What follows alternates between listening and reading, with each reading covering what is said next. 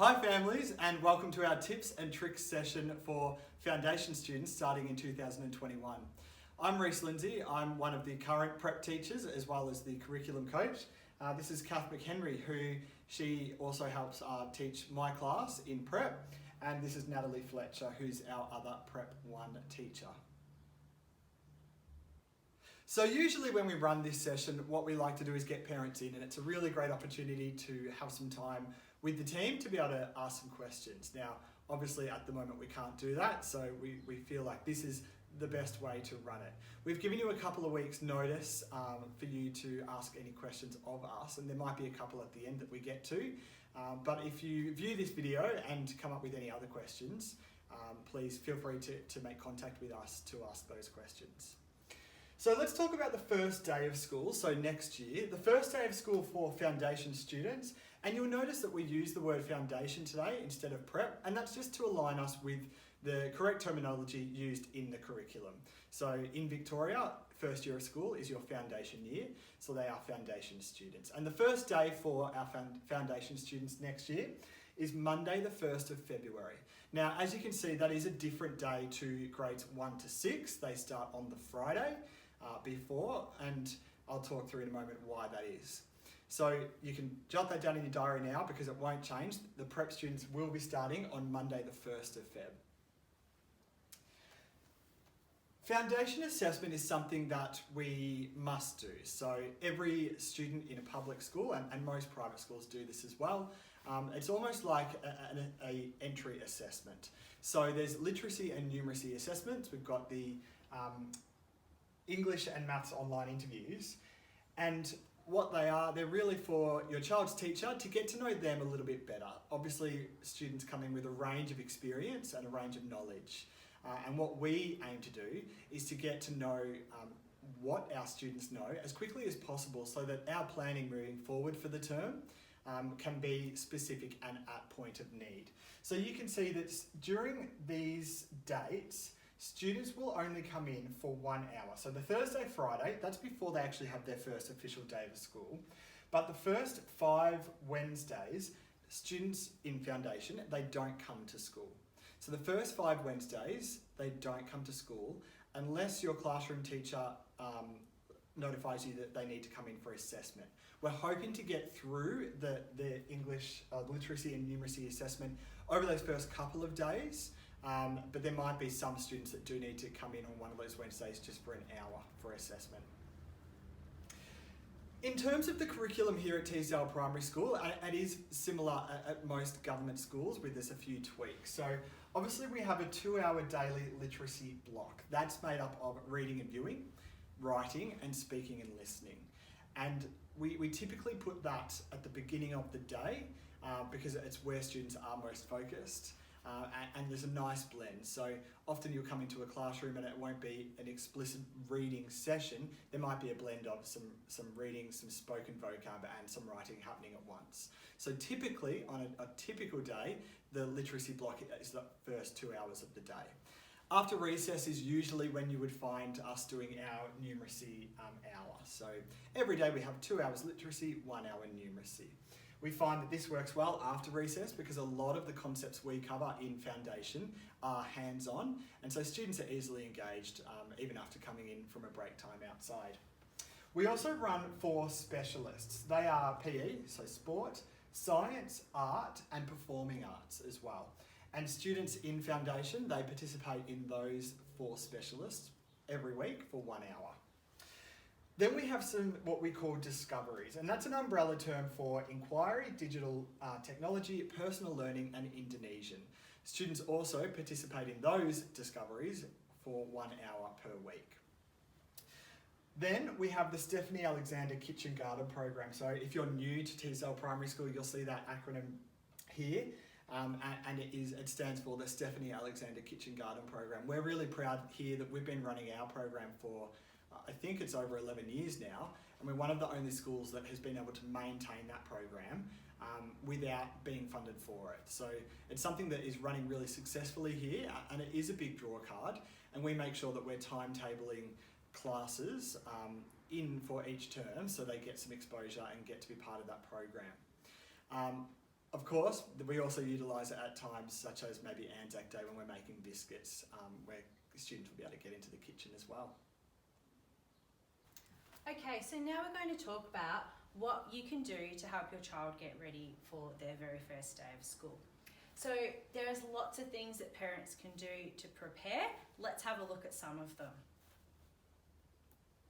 So one of the things that you can do to help your child get ready for school is helping them with writing their name. Now, the best way to do this is please don't use all capital letters. Stray capital letters are very, very hard to break the habit of once children start writing. So please make sure that when you are introducing the concept of writing your child's name, that there is a capital letter at the beginning and followed by the lowercase letters. Another thing that you can do to assist your child in preparing for school and assisting us teachers is to make sure that your student is able to dress themselves independently. Taking jumpers on and off can be quite difficult. Them being able to unzip their jumper, being able to do up buttons is very important. Another thing that we strongly also recommend is if they're not able to do up shoelaces yet, please pop them in Velcro shoes until you're starting to teach them to do up shoelaces, because it makes it quite difficult when you're trying to do up 20 pairs of shoelaces a day. Other than that, raincoats is another thing too that can be quite tricky to take on and off. Your child will need to be able to familiarise themselves with their school bag and all the things that you will put in it. So one of the good things is if you know that you're going to use a zippable lunchbox or a lunchbox that has clips and lids and all sorts of and screw tops, actually getting your child to have a practice at using those lunchboxes, make sure they can open them, make sure they can do them up, make sure they can operate the zips, as well as having a go at wearing their bags. Obviously, as foundation students, you're going to adjust the straps all the way tight so that it's not dragging down off their back and we're not overloading their bag full of stuff at the start so it's too heavy for them to carry. So for students coming to foundation, toileting is something that's quite a bit different to what they might be familiar with at kinder, particularly a door even on the cubicle and that they need to shut that there's definitely girls and boys toilets and to go to the appropriate ones, and that they'll be given opportunities throughout the day, particularly suggested at recesses and lunchtimes, to go to the toilet themselves. And that if they do need to go during work time, that they can ask a teacher to go to the toilet then. And obviously if you've got a child that you know might need a change of clothes, just in case, please put a full change. So include a pair of underwear and pants and possibly even a top if that's necessary. And hats. We do have a policy, and it's obviously in the Australian Sun very strong. So we have no hat, no play policy for terms 1 and 4. So this can be difficult for your child to get used to, and they'll find themselves sitting on the stage and missing out on playtime if they don't have their hat in those terms. So practicing at home for your student to find somewhere that they always return their hat to, because at school they'll need to do the same thing. Otherwise we end up with lots of hats in the lost property department, and obviously we'd strongly encourage making sure that everything you bring is named so that they can be returned to them. In terms of personal hygiene, there's a lot of conversation at the beginning of the year around the importance of this. Students are reminded consistently when we do have those toilet breaks to make sure they're washing their hands with soap and to make sure they're drying them. What we would encourage is that you practice getting into this routine at home, so that when they get to school, it is a habit, and you've got time over the summer break to make sure that is a habit. The other thing is the use of hand sanitizer. Obviously that's something that is new to us since COVID restrictions have been put in place, and it's not necessarily a terrible thing. So students sanitize their hands when they come back from the toilet, but also after break times and prior to eating. That's something that you might already be doing at home, but it might be a conversation you want to have with your child before they do come to school, so they understand the reasons behind it. If your child is allergic to hand sanitizer or does have reactions, eczema, just let your child's teacher know, and we can put something else in place for that. Also, I want to talk about social skills and what we do at school and what you can do to support your child almost prior to coming to school. So at school we have lots of opportunities to play, and cooperation is consistently reinforced. So understanding taking turns, practicing sharing, and the reasons we do that, we spend quite a lot of time on not just talking about make sure you share, but talking about the reasons behind that it helps us to create new friends. It helps us to build strong friendships. So again, these are conversations you can be having at home. Encourage your child to apologise when they do make a mistake. And we use the restorative script here, and it's about restoring the relationship between two people. So what we do when we apologise is we say, I'm sorry for, and we actually explain what we're sorry for. The person who is listening to the apology, they can choose to accept it or not, and that's okay. They might not be ready to accept that apology. And one thing we do work on is that we don't say that's okay, because if there was an undesired behaviour, it's not okay. So we say thank you for apologising, and then you can follow that up with it made me feel, or thank you for apologising, please don't do it again. If possible, arrange some play dates with other children. You might know children from Teesdale Kindergarten or from another kindergarten nearby. It's a good opportunity to help your child learn how to separate from you without a parent, how to separate from a parent or carer without getting too distressed as well.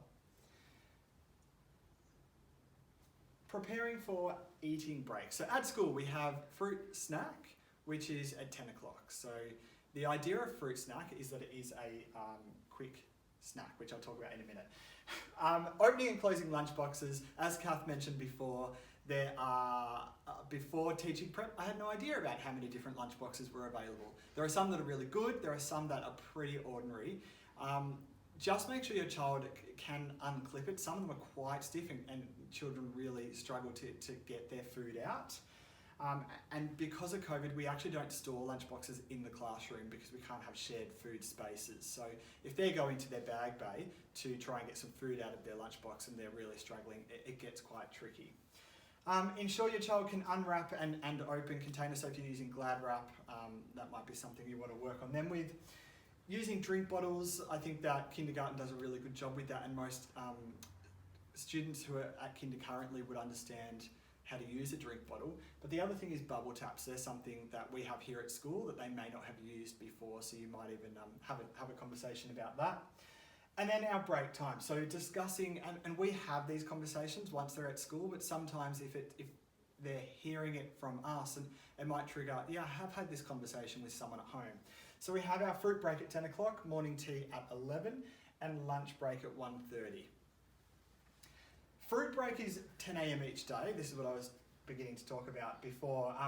For that, it's fruit or vegetable only, and it is a snack. So it's a piece of fruit, a piece of veg, or you might cut up your child's carrot. It might be 3 or 4 pieces of carrot. It's just something to keep them going between that 10 and 11 o'clock when 11 o'clock is recess. We have a lot of conversations again about it's not bringing in a carrot and an apple and an orange. It's not a big fruit meal. It's just a snack to keep us going for that hour until recess time.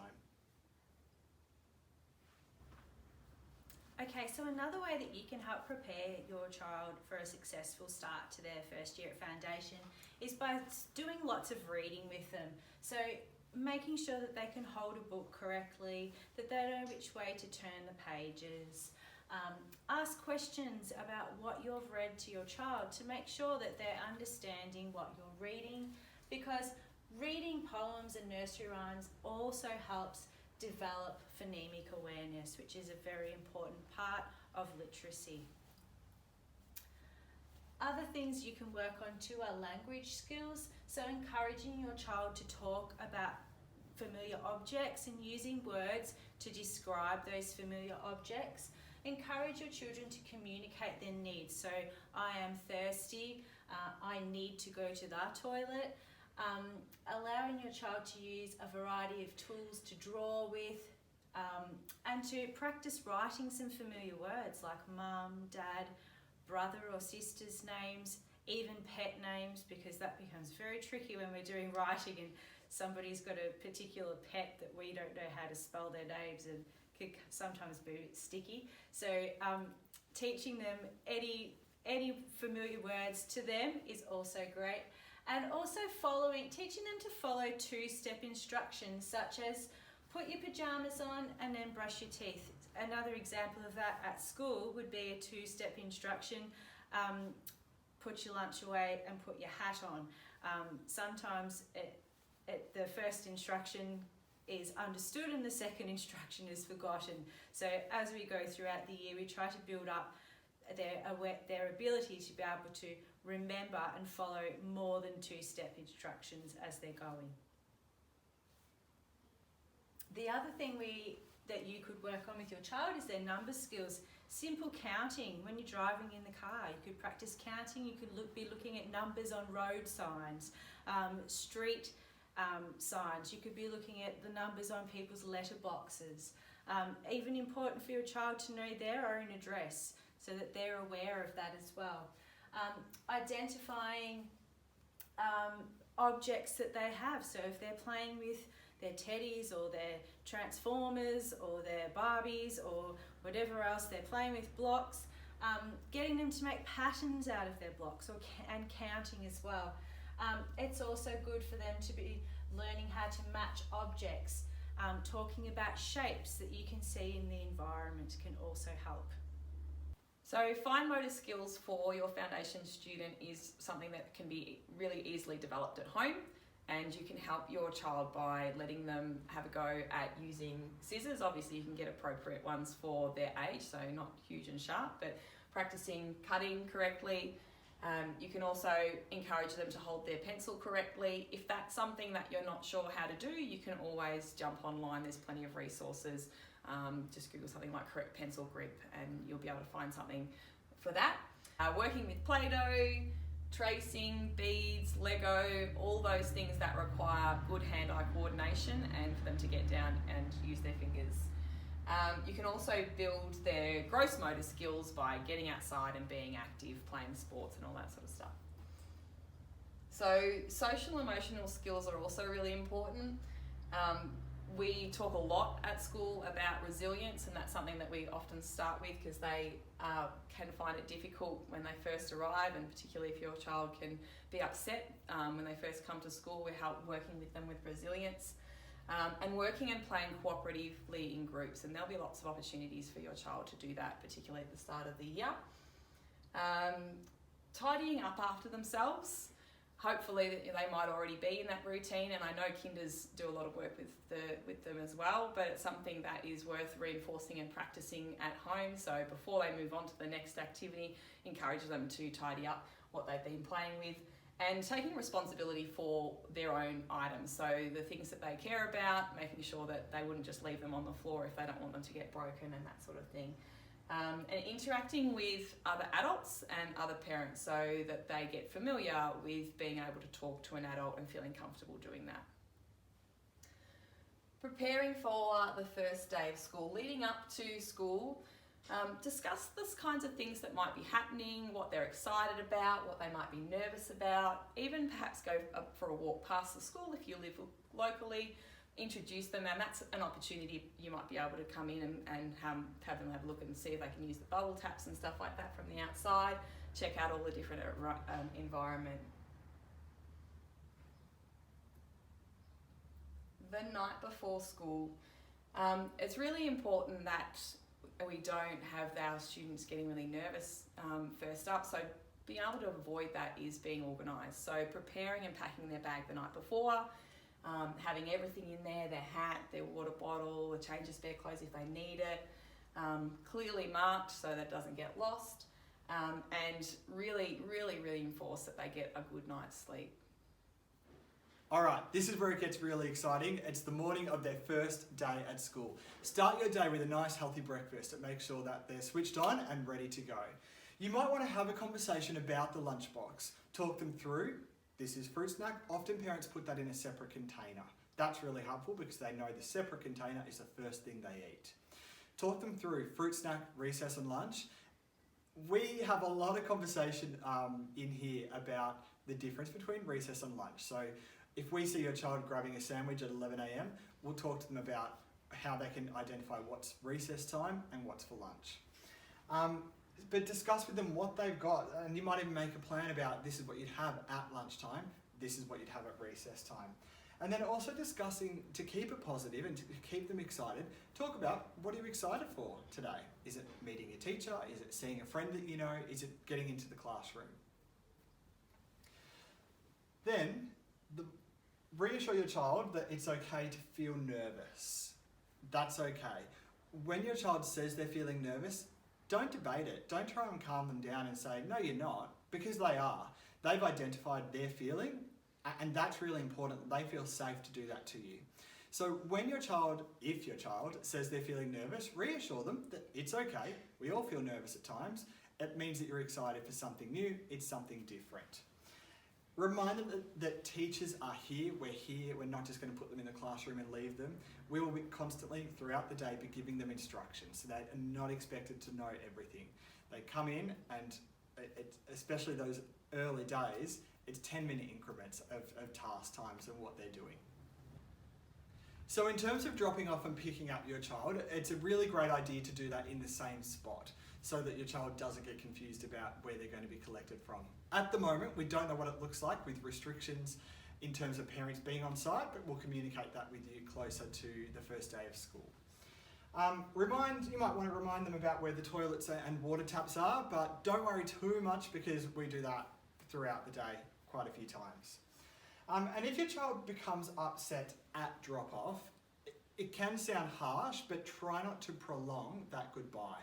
Once you have said your goodbye, however you want to do that, hug, kiss, whatever it is, commit to that. And your child, they might be upset for a minute or two, and I've said this to a few parents along the way, please know that if your child is not settling, if they're upset for longer than 5 minutes, we will notify you. We're not going to keep them here all day upset. We will let you know and we'll work out a plan of attack for that for future drop-offs. After school, please be on time to pick up your child. We don't want them to be at the gate thinking, where's mum or dad? The gates, both exits and entries are manned, so there will always be staff there. If you are running late, it's okay. But in those early days, we don't want them to be, we often will say mum's going to, or dad's going to be at the gate when we get there. And then if they can't see you, it starts that anxiety around, you said they were going to be here, they're actually not. Spend time asking questions and listening to your child about their school day and make them specific questions. Not how was your day, the response is going to be good. Not what did you get up to, the response is going to be not much. Ask them specifics about what did you learn in reading, what book did you look at. When you were writing, what did you learn about how to hold a pencil? Were you writing your name? In maths, did you have some blocks, counters, objects? So ask them some specific questions to help that conversation to flow. Okay, so what to expect in the first few weeks of school? Well, the first thing you can expect is that your child is going to be extremely exhausted. They're quite long days. Although at the start of the year, the children are only here for Monday, Tuesday, Thursday and Friday due to having the Wednesday off for the prep assessments. Their first full week is after the Labor Day long weekend, and then which is about week 6 of term 1. So your child will be quite exhausted and it'll take a bit to adjust. There's also a little bit of a 3 or 4 week blues that often kicks in. Some children who come to school quite confidently will get to about 3 or 4 weeks into the term and may start to present with a bit of anxiety or tiredness and not wanting to come in. That's completely normal. It's just them adjusting to what life they expected school to be like and maybe not the same expectations that they thought that they were going to have. So it does happen, but we can work through that. Try to avoid keeping your child home from school for any unnecessary reasons, especially at the beginning of the year. It's very important that they get into the routine and the structure. However, if your child is sick, and especially given the epidemic we have had this year, runny noses and hay fever, even things like as simple as that, we do prefer them to be kept home due to the current situation. Now, if your child isn't at school, or if you would like to contact one of your child's teachers, we have a thing called the Central Parent Portal. At the first couple of weeks of school, you will receive a note from the office which will have all of the details of how to log into our parent portal. You can access the parent portal from our Teesdale Primary School page, or there will also be the information on how to access it in the pack that you get. So it is preferred that you use Central to contact your child's teacher. You can even use Central instead of calling the front office to notify us of your child being late or absent. Central is a very important part of having your child at school, especially for a parent. So get prepared and get familiar with it. Okay, so the next thing Kath and I wanted to share with you is the Foundation Resource Pack that we have prepared for you, for your child, for you to use over the break. So in the Foundation Resource Pack, you'll find lots of the information that we have shared with you previously about fine motor development and some activities to help with fine motor development. There are also some cutting and pasting activities for your child to practice their scissor skills on. We also have some different slides with letter tracing, number tracing. We also even have some line tracing for your child to be able to track and trace. Okay, so one of the important things in your pack is this little plastic pocket here. It is designed for your child or for you to place a piece of paper in, and instead of us laminating everything for you to use, you can stick the paper in and use the whiteboard marker over the plastic pocket, and then you can erase it off later. It just saves on paper and it saves on laminating, and that way you can use multiple sheets of activities in the one pocket and clean it at the end. We've also got, as I was talking about, the fine motor skills, this beading, so they can practice putting them on and off, and creating patterns and all sorts of stuff like that. And we also have a little pack of little activities that your child can check off that they can do. For example, one of them might be, I can be brave and wave goodbye to my parents without getting upset. So there are a whole little set of cards for you to talk to your child with and work through. So I can walk safely when I'm inside, I can blow and wipe my nose. So there's a whole lot of little things in there that also little tips or little ideas that might just jog your memory on some things that your child could practice or work on over the break. We're now just going to go through some of the questions that we've already received. If you have any others that we haven't covered today, then you're more than welcome to send those through as well. So the first question is, can you tell me more about OSH? So OSH is our before and after school program. So students can be cared for prior to school and after, and if you need to use that service, it's something that you can access going through our school website. The application process and the forms and applying through that are all online, and booking services as well are online. So you can choose to nominate to book for your child to be in a permanent position so that they attend, say, every Tuesday, and you can also book casually, and you can do that even on the day. So if you find yourself running late and you're a bit stuck, you can definitely book in through there. If you've got anything else you want to follow up, it's best to go through the website, or you can contact one of our OSH coordinators in Kim directly. Another question we had was, will my child receive any activities to complete over the break? The activities that we've provided in our foundation pack should be a good start for your child to have a practice with over the holidays. Your child will receive this information, this foundation pack, on their very last transition visit, which will be the statewide visit where all children in Victoria all move into their new year level for the following year. So keep an eye out for those dates to come.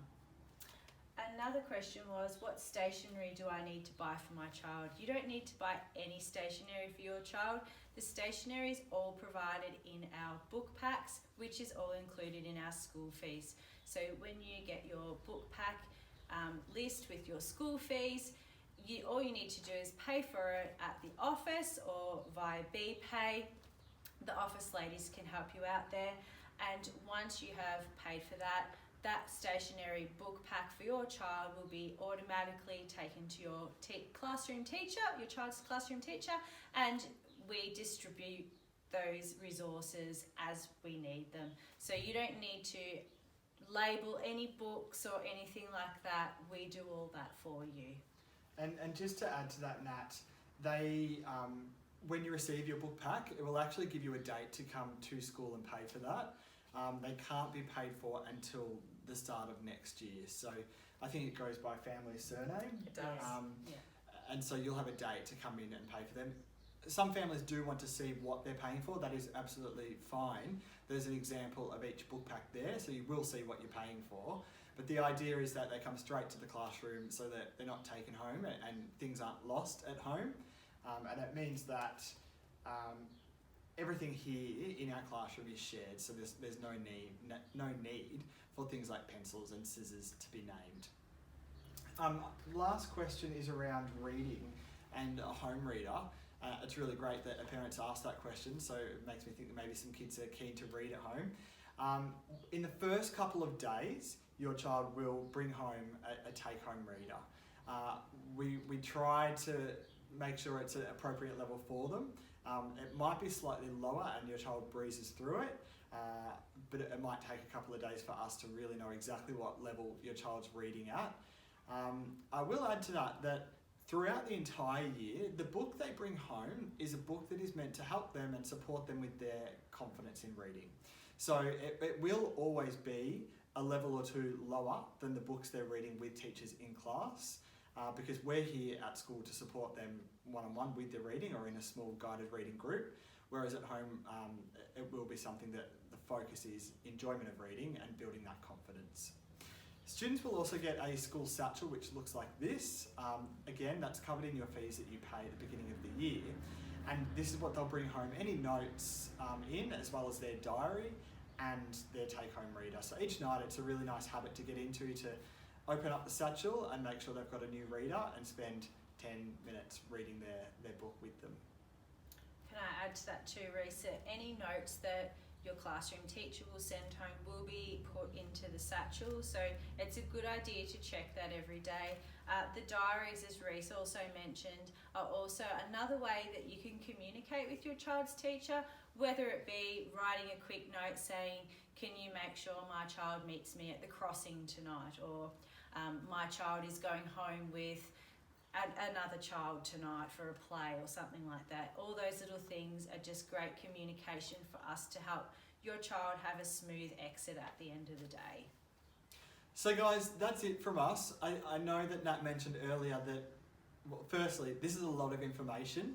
I think that having it on video actually might be a good thing to be able to go back and refer to. But a lot of what we've spoken about today will be part of that student pack that we send home at the final transition. We're really excited for next year and for what that brings in establishing and building relationships with your child as well as you guys. So we will be in touch in terms of talking about the last or final transition session. But thanks for watching, guys.